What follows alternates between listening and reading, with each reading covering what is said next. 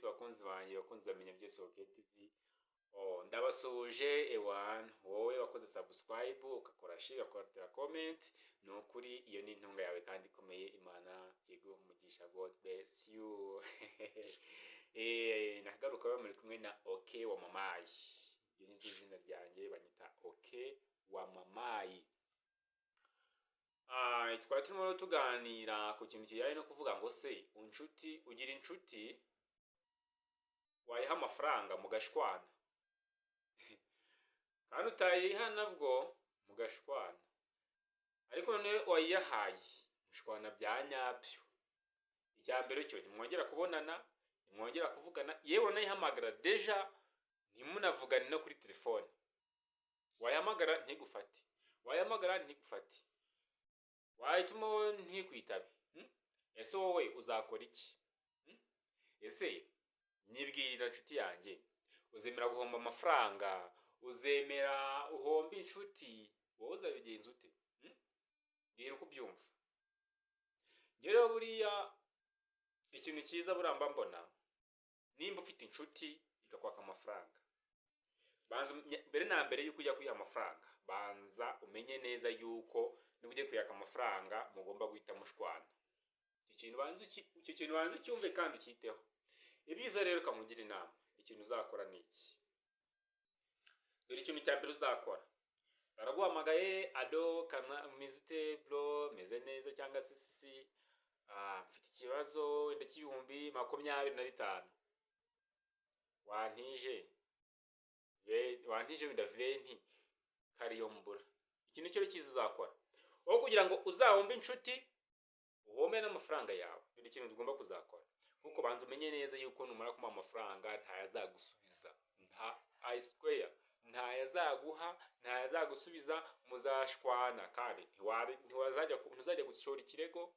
Uzagenda ujye kuvuga ngo inshuti yanjye runaka nyanyose amafaranga, cyane cyane inshuti yawe yayoboka amafaranga uyaka inguzanyo, ntibishoboka. Ikintu cyiza ugomba kuzakora, niba umuntu akwatse ibihumbi 10 ugomba gukora iki mu bushobozi bwawe? Uzambwira ati ibihumbi 10 ntabyo mfite, ariko basi mfite ibihumbi 2. Ibihumbi 2 rero ntabwo mbikugurije, ahubwo ndabigutwerereye ku iki kibazo cyawe ufite. Mugati ikibazo cyawe nicyo kibazo cyanjye. No kugira ngo umuhe 5 nimurangiza mushwane unamuhombi, mujye munahura kwihisha, mutize muhe 2 ujya muremere. Mubwira ati akira brother wanjye cyangwa sister wanjye, ngenda kuremeye muvandimwe wanjye. Kuko nujya kuyamwaka bizaba ingora abahizi. Niyo mpamvu rero buriya iyo uramutse umuha ibyo 2 cyangwa ibyo 5 ukabimutwerera, azishima murane neza, bagizanye amahoro, musuzanye kandi mukomeze muravugane. Ariko uramukuma amafaranga, niyo cyaba 1000, niyo byaba miliyoni, muzashwana. Ese wowe ubundi bwo urabyumva uti? Gira icyo mbwira utubwira nko muri comment. Umva biragoye by the way, gusa nyine sinzi ukuntu wenda wowe waba ubyumva. So ushobora gutanga ibitekerezo muri comment, kandi ukwenda ukavuga ati ikintu cyagenda gutya. Gusa kuri njyewe nyine ku giti cyanjye myself, ni uko numva ko kugira ngo nkutize amafaranga uzashwane, njyewe ngomba kuguha nibura muyo nsabye, ngomba kuburira mu bushobozi bwanjye. Nkavuga ati reka ngohemo wenda yangajya nyagufashishemo aho kugira ngo uzabishwanire. None se sibyo? Ese undi wowe ari wowe inshuti yawe ikwatsa amafaranga, imaze kwaka amafaranga, dore kandi abantu tumeze gutyo, yagiye kwaka amafaranga rwati nimba ari mu gitondo araguhamagara kuvuga ati nizo amafaranga ndayaguha nimugoroba.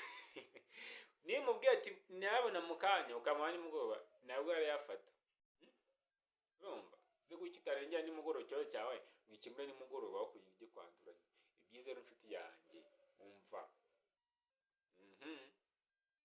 yego sinjye waciye umugani mukumwa tukisha bose, sinjye wawuciye pe, ariko icyo ni Kinyarwanda. Kuri content uri yumve ndetse ari umunyarwanda. Ni Kinyarwanda kubera ko mvuze nk'umukobwa tukica bose ntabwo turi kwibasira igitsina gore cyangwa se abakobwa. No, uwo ni umugari nyine. Umuntu ashobora gukora ikintu runaka agatuma umuntu afata umwanzuro. Dore kandi tujye twirinda tunitwararika, sibyo? Guhemukirana. Umuntu agira gutega gukorera ikintu agatuma uhurwa ibintu n'abantu kubera we umuntu uyu umwe. Ushobora kuguza amafaranga uyu munsi, yamara kuyakuguza akagenda agaterera iryo mani. Gusora amafaranga ya inshuti cyangwa se undi muntu wenda yakuguje ni ikintu cyoroshye, ariko kugira ngo azakubere cashback akugarukire birahenze, biranagoye.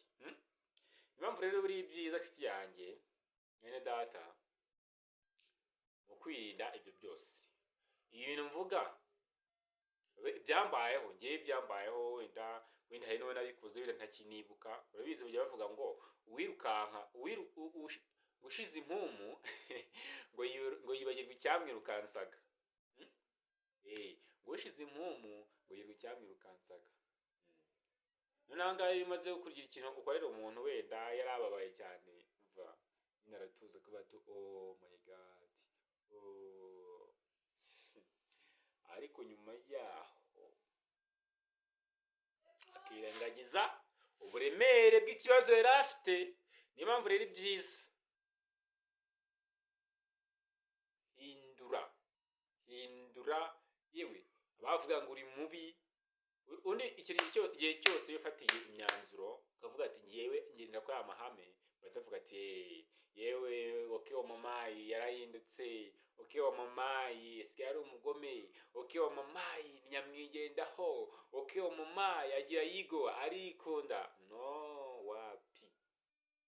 Iki gihe rero tugendera ibikomere twatewe n'abantu, n'abavandimwe, n'inshuti, n'ababyeyi. Urumva?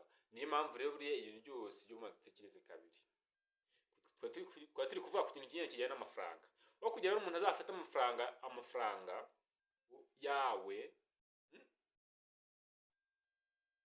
akuvange. Dore ikintu cya mbere cyo ukimara kurekura amafaranga yawe uzangira ubwonko gutekereza ati se nayamuhereye iki. Utangira utekereza, kandi ni ukuri we yamuhaye ari umutima wawukunze. Ariko umuntu uzabikoze gutyo azatuma n'uwa kabiri ukimuhaye. Gusa reka mbanze mbwira abantu, yewe muntu ufitiye umuntu ideni, ndimo ndakubwira, ndimo ndakwihanangiriza, yewe muntu ufite umuntu ideni, gerageza uko ushoboye. Ushobora kuba ufite ibihumbi 100 utabonera rimwe, basi ihinde kuvuga ati buri cyumweru ndamu 10,000. Ureke ibyo rero bitazashira kandi mukabana amahoro. Niyo umuntu aguha amafaranga uzi ko nawe ntayakora, nta banki akoramo, wenda uvuga ati wenda, kandi umuntu ukora muri banki riga agira amategeko, ntago amafaranga agenda ngo ayakore muko ashaka. No, wapi. Nawe yashaka inguzanyo nawe araguza agategereza umushahara. Turi kubongamirana. Dore ubu kuri iki gihe nta muntu cyuri umwizerwa yinjiye n'amafaranga. Nta muntu cyuri umwizerwa kukinjira n'amafaranga. Kubera iki? Hari ababiri inyuma. Nimba umusore umuntu uhaye 500, niba umuntu agwaye 500 cyangwa se 1000, ntuyamusubize ukavuga ati ubwo ari wa mamayi nta birenze, urani bosi 500 ntabwo nunamwe. Ubundi se yagira ute? Ese kuki ubundi wowe wayangujije? Wewe wayangujije ute nimba wumva ko nta kizamara? Kwibuka ikicikira ugatuza. Reka rero nkubwire, aya mafaranga yitwa ko ari make cyangwa 1000 cyangwa desa ungujije cyangwa se ugujije mugenzi wawe ukanga ko yamusubiza, banze umenye yuko nyuma y'icyo gihe utazamutira 2,000 cyangwa 5 ngabiguye. Kubera iki? Wisi yamayira, kandi ubikora akantu gatoya, hanyuma